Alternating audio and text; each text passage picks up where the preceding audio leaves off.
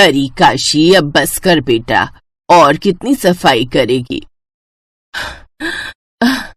अभी कहाँ मम्मी जी, अभी तो ये पूरा कैबिनेट साफ करना है, इसके बाद बाहर हॉल भी तो साफ करना है। नहीं नहीं, हॉल आज रहने दे, कल काम वाली आएगी तो उसके साथ मिलकर कर लेना। ना ना मम्मी जी, उससे तो मैं दिवाली की सफाई में हाथ भी ना लगवाऊं, बड़ी मक्कार हो गई है। जरा सा हाथ बटाएगी और फिर मुंह फाड़ कर पैसे मांगेगी। रहने दीजिए, मैं सब कर लूंगी। उफ, तुझे समझाना मतलब तो भैंस के बराबर बीन बजाने जैसा है। माना कि दिवाली के त्योहार पर घर की साफ सफाई की जाती है, पर इस तरह से एक एक चीज को कौन घिसता है भाई? तेरी साफ सफाई के चक्कर में वहां पूरी की पूरी रसोई मुझे संभालनी पड़ रही है। तो ये निकली ना असली बात, आपको दिवाली की सफाई से प्रॉब्लम नहीं है, बल्कि रसोई संभालने से प्रॉब्लम है। नहीं री, रोज का काम तो यूं चुटकियों में मैं निपटा लूं, लेकिन क्या मम्मी जी, रोज के खाने के अलावा और क्या करना है आपको रसोई में? अरे कल दिशा का फोन आया था, बोल रही थी कि इस बार दिवाली पर बाजार से खरीद कर ना भेजो मिठाई। उसके ससुराल वालों की खास फरमाइश आई है। मेरे हाथ से बना कलाकंद, बेसन के लड्डू और साथ में ढोकला चाहिए उन्हें। हाँ तो आपके हाथ का चाहिए तो बनाइए ना, क्या परेशानी है? ये कहते हुए काशी फिर से अलमारी में जमी हुई धूल साफ करने लगी। वो लगातार अपनी सास से नजरें चुरा रही थी और ये बात उसकी सास कमला भी अच्छे से समझ रही थी। मेरे हाथ का मतलब कि सब कुछ मैं अकेले खड़ी होकर बनाऊंगी क्या? बहू जितना मन घर के बाकी कामों में लगाती हो, उतना ही अगर रसोई में लगा लो ना, तो कसम से हमारा घर स्वर्ग बन जाए। अरे अरे मम्मी जी, ऐसा तो गलती से भी नहीं होना चाहिए। अगर हमारा घर स्वर्ग बन गया तो हम सब तो स्वर्गवासी हो जाएंगे ना। जब मैं सचमुच स्वर्गवासी हो जाऊंगी ना, तब समझ आएगा कि एक औरत के लिए रसोई में मन लगाना कितना जरूरी होता है। ओफो मम्मी जी, अब आपकी सारी उम्मीदें मैं अकेली तो पूरी नहीं कर सकती ना। कुछ काम मीनाक्षी को भी बोल दिया कीजिए। कब तक वो नई बहू बनी रहेगी? मैं अगर दिवाली की साफ सफाई में लगी हूँ तो उसे आप रसोई में लगाइए ना अपने साथ। ये कहकर काशी अपनी सास की तरफ देखकर मुस्कुरा दी, जिसके जवाब में कमला ने गुस्से से उसे घूरा और फिर वहां से चली गई। असल में कमला के 3 बच्चे थे। बड़ा बेटा किशोर, जिसकी पत्नी काशी थी, उसकी छोटी बेटी दिशा, जिसकी भी शादी हो चुकी थी, और तीसरा और सबसे छोटा बेटा सर्वेश, जिसकी शादी बस 1 महीने पहले उसके ही ऑफिस में काम करने वाली मीनाक्षी से हुई थी। शादी के 2 दिन बाद ही मीनाक्षी अपने मायके चली गई थी और अब दिवाली से 3 दिन पहले ही ससुराल लौटी थी। तो अब तक सही मायने में अपने घर का कोई काम उसने नहीं संभाला था। दूसरी तरफ कमला को शुरू से ही खाना बनाने और खिलाने का बड़ा शौक था, लेकिन उसकी बड़ी बहू काशी उससे बिल्कुल उलट निकली। वो घर के सारे काम कर लेती, लेकिन रसोई में खाना बनाना उसे बिल्कुल पसंद नहीं था। और अब वाकई कमला की सारी उम्मीदें अपनी नई बहू पर ही टिकी हुई थी। मीनाक्षी, कैसी हो बेटा? अरे मम्मी जी, आइए ना, मैं अच्छी हूँ, आप कैसे हैं? अब बस ठीक ही हूँ बेटा। अब तुम देख ही रही हो घर में कितना काम फैला हुआ है। काशी घर की साफ सफाई में लगी है, उसे तो बिल्कुल फुर्सत नहीं। तो तुम ऐसा करो, दिवाली के पकवान बनाने में तुम मेरी थोड़ी मदद कर दो चल के। ओह मम्मी जी, आप क्यों इतनी टेंशन ले रही हैं? आप मुझे बताइए, आपको दिवाली के लिए क्या क्या चाहिए? देखिए आजकल सब कुछ ऑनलाइन मिल जाता है, और वो भी एकदम प्रीमियम क्वालिटी में। अरे नहीं नहीं बेटा, जितने में 1 किलो मिठाई आएगी ना यहाँ से, उतने में तो सारे पकवान बनकर तैयार हो जाएंगे घर में।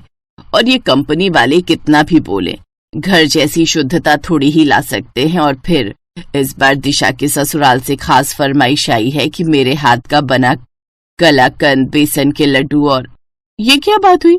दिशा दीदी के घर वालों को सोचना चाहिए कि इस उम्र में आप कैसे करेंगी इतना कुछ, और ससुराल वाले नहीं सोच रहे तो दिशा दीदी को तो सोचना ही चाहिए। अब रुकिए, मैं अभी दिशा दीदी से बात करती हूँ।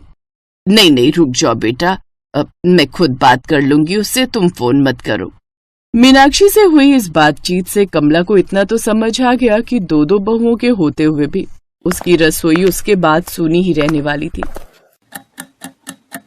क्या करूं, फोन करके दिशा को मना ही कर दूं क्या?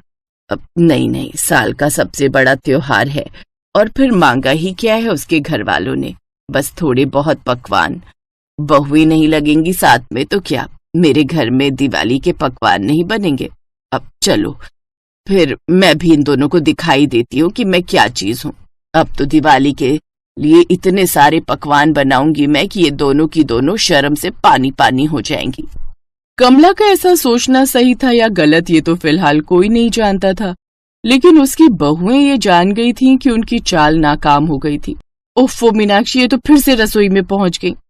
हाँ भाभी, मुझे तो लगा था अकेले सब कुछ करने का सोचकर मम्मी जी हार मान जाएंगी और फिर दिवाली के सारे पकवान हम ऑनलाइन मंगवा लेंगे।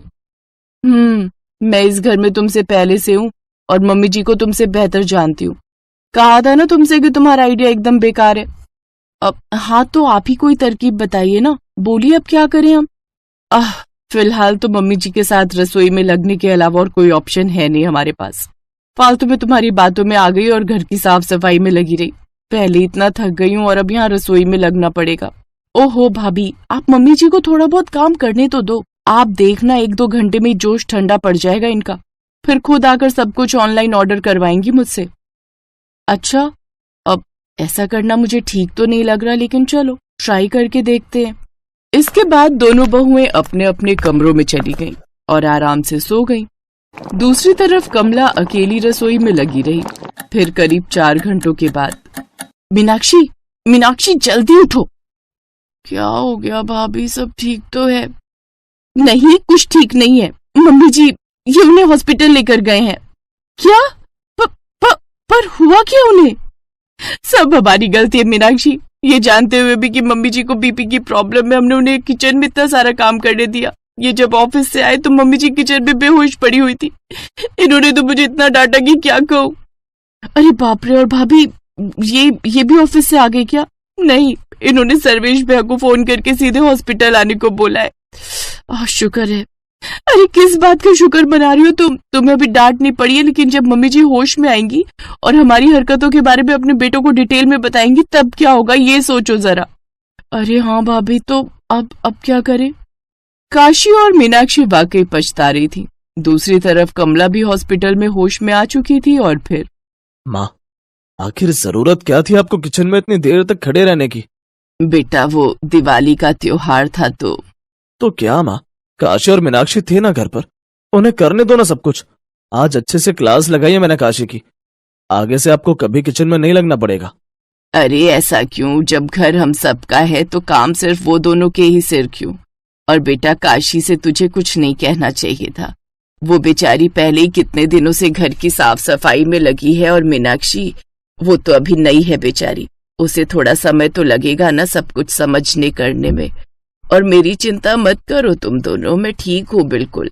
हॉस्पिटल के कमरे के बाहर खड़ी काशी और मीनाक्षी अब वाकई शर्म से पानी पानी हो गई थी। उनकी सास कमला ने उनके खिलाफ अपने बेटों से कुछ नहीं कहा। और फिर कमला के घर आने के बाद, अब सर्वेश बेटा जरा 2 मिनट मेरे साथ बैठ दो, दिवाली के लिए सारे पकवान मंगा लेते हैं, वरना फिर दिशा के घर समय से पहुंच नहीं पाएगा सब कुछ। अरे पर बाहर से कुछ क्यों मंगवाना है माँ? मैंने तो सुना है कि दिशा दीदी के घर वालों को इस बार सब कुछ घर का बना हुआ चाहिए था ना। हाँ चाहिए तो था, लेकिन अब कैसे बनेगा सब कुछ? कैसे नहीं, सब कुछ कैसा बना है आप तो ये बताइए मम्मी जी। ये कहते हुए काशी ने अलग अलग पकवानों से भरी प्लेट कमला की तरफ बढ़ा दी, जिसे देखकर कमला ने कहा, अरे वाह, तुम लोगों ने पहले ही इतना कुछ मंगवा लिया। मंगवाया नहीं मम्मी जी, ऑनलाइन वीडियोस की कृपा से ये सब कुछ आपकी दोनों बहुओं ने मिलकर घर पर ही बनाया है। हाँ मम्मी जी, हमें माफ कर दीजिए, कायदे से तो ये सब हमें पहले ही कर लेना चाहिए था। अरे कैसे कर लेती पहले, जब मैंने ही तुमसे करने नहीं कहा था? किशोर सर्वेश आ जाओ भाई, बाकी बातें बाद में, पहले जरा ये कलाकंद चखते हैं। जरा देखे तो ये देवरानी जेठानी मिलकर अपनी सास को हरा पाई हैं या नहीं। ये कहकर कमला ने कलाकंद का एक टुकड़ा अपने मुंह में रख लिया और फिर उसकी आंखों से आंसू बहने लगे। और फिर पूरा परिवार दिवाली की खुशियां मनाने के लिए तैयार हो गया। सुजाता देवी के 3 बेटे और 3 बहुएं थी। 2 बहुएं रेखा और उमा अमीर घर से आई थी, जबकि सबसे छोटी बहू कोमल गरीब घर की थी। इसीलिए सुजाता देवी अपनी दोनों बहू रेखा और उमा के साथ ज्यादा अच्छा व्यवहार करती थी। पर अपनी छोटी बहू कोमल को वो कुछ नहीं समझती थी। इसीलिए रेखा और उमा भी अपनी देवरानी कोमल की हर समय इंसल्ट ही करती रहती थी। माँ जी देखिए ना, कोमल तो बिल्कुल गरीबों वाली हरकतें करती है। दाल में घी ऐसे डाला है मानो उबली हुई दाल ही हो बिना तड़के की। और रोटी तो देखिए माँ जी, रोटी में घी भी नहीं लगाया, सूखी रोटी आगे रख दी। कोमल इधर आ, मैं तुझे अभी बताती हूँ। अरे तू गरीब घर से आई है तो तू हमें भी गरीब समझने लगी है क्या? जब घर में किसी चीज की कोई कमी नहीं है तो तू इतनी कंजूसी क्यों करती है? हाँ, आज तूने खाने में देसी घी क्यों नहीं डाला? माँ जी देसी घी खत्म हो गया है, जो था वो मैंने यूज कर लिया। माँ जी अभी 2 दिन पहले ही तो देसी घी आया था, इतनी जल्दी इसने खत्म भी कर दिया। कहीं ये देसी घी खुद तो नहीं खा जाती, क्योंकि इसने मायके में तो कभी देसी घी खाया ही नहीं होगा। नहीं माँ जी, घी तो रखा था, पर कल रेखा भाभी और उमा भाभी ने मुझे पिन्नियां बनाने के लिए बोला था, तो सारा घी पिन्नियां बनाने में ही लग गया। अरे अब तू मेरी बहुओं के खाने पर भी नजर लगाएगी? तेरी इतनी हिम्मत? अरे तू गरीब घर की है, इसीलिए तू ऐसी हरकतें करती है। चल जा यहाँ से। रेखा बहू, लाला को फोन कर दे, नौकर के हाथ 5 किलो देसी घी भिजवा देंगे। कोमल रोती हुई रसोई में चली जाती है। उसे अक्सर ही ऐसे अपमान सहने पड़ते थे। नया साल आने वाला था, घर में नए साल की पार्टी की तैयारी चल रही थी। रेखा और उमा दोनों ने ही अपने मायके वालों को नए साल की पार्टी के लिए इनवाइट किया हुआ था।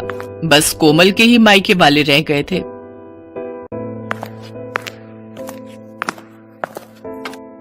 माँ जी हमने अपने अपने घर में तो सबको बोल दिया है नए साल पर आने के लिए, पर कोमल के घर वालों को बोलना भी रह गया है। कैसे करना है फिर? अरे छोड़ो ना, उन भिखारियों को बुलाने की क्या जरूरत है? पार्टी में तुम दोनों के घर से सब लोग आ जाएंगे। अब तुम्हारे मायके वालों में और कोमल के मायके वालों में बहुत फर्क है। नहीं माँ जी, ऐसा मत कीजिए। मैं तो कहती हूँ इसके मायके वालों को बुला ही लेते हैं। सबके सामने उनका ऐसा अपमान करेंगे कि ये हमेशा याद रखेंगी। कान इधर लाइए, मैं आप सबको समझाती हूँ। रेखा और उमा अपनी सास के साथ मिलकर कोमल के मायके वालों को अपमानित करने की योजना बनाती हैं।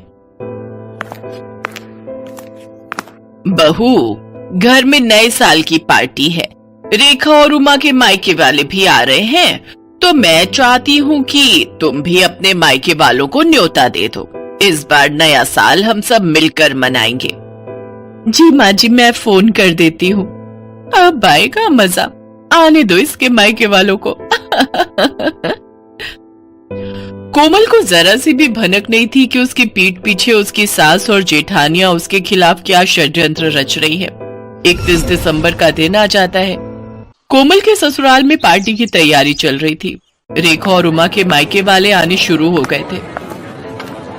रेखा और उमा ने रसोई में घुसकर तक नहीं देखा, वो तो अपने मायके वालों के साथ ही बातों में लगी हुई थी।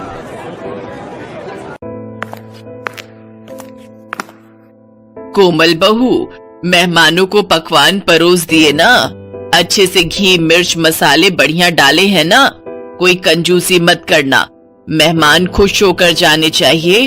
और तुम्हारे माता पिता भाई बहन सब कहाँ रह गए? बड़ी देर कर दी उन्होंने आने में। वो लोग भी समय पर आ जाते तो पार्टी का मजा ले लेते। जी माँ जी, मैंने सबको खाना परोस दिया है और वो मम्मी से मेरी बात हुई थी, बस पहुंचने वाले हैं। तभी कोमल के मम्मी पापा और भाई बहन आ जाते हैं। नमस्ते जी, नमस्ते। आओ आओ, बड़ी देर कर दी आप सबने आने में। आज 31 दिसंबर की वजह से बहुत भीड़ थी, ऑटो भी नहीं मिल रहा था। बड़ी मुश्किल से ऑटो मिला तो हम पहुंचे हैं। हाँ, मैं तो भूल ही गई थी। वो रेखा बहू और उमा बहू के घर वाले गाड़ी से आए हैं ना, तो मुझे आप लोगों का ध्यान ही नहीं रहा कि आप लोगों के पास तो गाड़ी ही नहीं है, और आप लोगों की तो इतनी हैसियत भी नहीं है कि गाड़ी खरीद सको। खैर छोड़ो, आओ आप सबको रेखा बहू और उमा बहू के घर वालों से मिलवाती हूँ। समधन जी, ये कुछ मिठाई लाए थे नए साल के आने की खुशी में। रख दीजिए। वैसे हमारे घर तो वो बड़ी दुकान है ना जो बाजार में है, वहीं से शुद्ध घी की मिठाई आती है। देखते हैं, अगर हमने नहीं खाई तो घर के नौकरों को दे देंगे, उनका भी तो नया साल है। कोमल सब सुन और समझ रही थी। वो अब तक ये जान चुकी थी कि उसके मायके वालों का बहुत अपमान हो रहा है, पर वो उस समय चुप रही। कोमल की जेठ जेठानी अपने अपने घर वालों की आवभगत में व्यस्त हो गए। सूरज ये सब देख रहा था। कोमल, अपने मम्मी पापा के लिए भी प्लेट लगा दो, सब लोग खाना खा रहे हैं। तुषार, ज्योति, चलो तुम लोग भी खाना खा लो, चलो। जी हाँ, बस मैं लगा ही रही हूँ। मम्मी पापा, तुषार, ज्योति, आओ बैठो, मैं आप सबको भी खाना परोस देती हूँ। कोमल जैसे ही खाना लेने रसोई में जाती है, वो देखती है सारे बर्तन खाली थे, उसमें खाना था ही नहीं। कोमल घबरा जाती है। अरे, बर्तनों में तो खाना ही नहीं है, मैंने तो बहुत सारा खाना बनाया था। क्या हुआ कोमल, तुम परेशान क्यों? अपने घर वालों के लिए खाना लगाओ, अच्छा नहीं लगता वो सब ऐसे ही बैठे हुए। क्या खाना लगाऊं? खाना तो बचा ही नहीं है। मैंने इतने सारे पकवान बनाए थे, बल्कि ज्यादा ही बनाए थे। रसोई में तो कुछ भी नहीं है। अच्छा नहीं लगता सबसे इस बारे में पूछना। रुको, मैं कुछ करती हूँ। पर ऐसा कैसे हो सकता है? अगर तुमने ज्यादा खाना बनाया था तो आखिर खाना खत्म कैसे हो गया? मैं अभी माँ और भाभीियों से ये बात पूछता हूँ। नहीं नहीं, अच्छा नहीं लगता, सब मेहमानों के बीच में बैठे हैं। कोई नहीं, मैं सबके लिए कुछ और बना देती हूँ, थोड़ी देर लगेगी। रुको, मैं बाजार से कुछ ऑर्डर करता हूँ। तुम कहाँ इतनी जल्दी जल्दी सब कुछ बना पाओगी? नहीं नहीं, बाजार का मंगवाओगे तो सबको पता चल जाएगा। आप टेंशन मत लो, मैं कुछ बना लेती हूँ। कोमल के मायके वाले बहुत देर तक बैठे रहे। कोमल सूरज को कुछ मंगवाने के लिए भी मना कर रही थी, क्योंकि उसके मम्मी पापा वगैरह को तो ये बात पता थी कि कोमल ने सारा खाना घर पर ही बनाया है। कोमल अपने मम्मी पापा का सम्मान रखने के लिए जल्दी जल्दी पूड़ियां और साथ में आलू की सब्जी बनाने लगी। तभी उसकी सास और दोनों जेठानी रसोई में आ गई। अरे कोमल, तुम ये पूड़ियां क्यों तल रही हो? इतना सारा खाना तो बचा हुआ है। अरे भाभी, आप समझते क्यों नहीं हो? कोमल अपने मम्मी पापा, अपने भाई बहनों को गरम गरम खाना खिलाना चाहती है। इसने हमारे घर वालों को तो ठंडा खाना खिला दिया, अब अपने घर वालों को बढ़िया पकवान खिलाना चाहती है। इसके घर वालों ने कभी ऐसा बढ़िया खाना खाया नहीं होगा ना, तभी ये ऐसा कर रही है।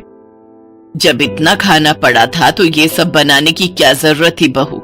ये देखो कितना सारा खाना बचा हुआ है। ये थोड़ी है कि हम अच्छे खासे पैसे वाले हैं तो खाने की बर्बादी करें। माँ जी, थोड़ी देर पहले तक ये खाना नहीं था। रसोई में सारे बर्तन खाली थे। मुझे नहीं पता था कि भाभीियों ने सारा खाना कमरे में रखा हुआ है। मुझे सब समझ आ गया है माँ जी। मैं चाहे जितना मर्जी आप लोगों के लिए कर लूं, पर आप लोग जानबूझकर मुझे अपमानित करना हमेशा से ही चाहते हो। कमरे में मेरे मम्मी पापा और मेरे भाई बहन बैठे हुए हैं। अब मेरा मन नहीं है कि मैं इस घर में रुकूं। मैं उन लोगों के साथ अपने घर जा रही हूँ, अपनी माँ के घर। मुझे तो ऐसा लगता है कि यहाँ पर कोई मेरा अपना है ही नहीं। सूरज जी, मैं यहाँ नहीं रुक सकती। जहाँ इज्जत नहीं हो वहां से चले जाना ही अच्छा है।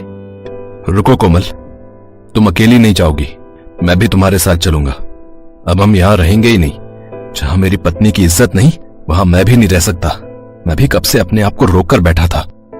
अरे सूरज, ऐसा नहीं कहते, कोई बात नहीं, छोटी छोटी बातें होती रहती हैं।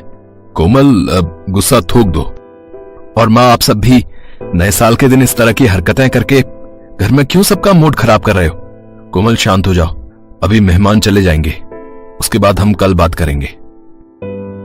कोमल की सास और जेठानियां यही सोच रही थी कि शायद उन्होंने कुछ ज्यादा ही गलत कर दिया, पर अब बहुत देर हो चुकी थी। सूरज और कोमल ने अलग रहने का फैसला कर लिया और कुछ ही दिनों बाद वे दोनों अलग रहने चले गए। कोमल की सास और जेठानियों को बाद में खुद पर पछतावा होने लगा, क्योंकि कोमल के रहते उन्हें कोई काम ही नहीं करना पड़ता था। पर कोमल के जाने के बाद उनके सिर पर घर की सारी जिम्मेदारी आ गई और उन्होंने कोमल जैसी अच्छे स्वभाव वाली बहू का साथ खो दिया। कोमल अपने पति सूरज के साथ अपने छोटे से घर में सुकून से नए साल में नई जिंदगी की शुरुआत करती है।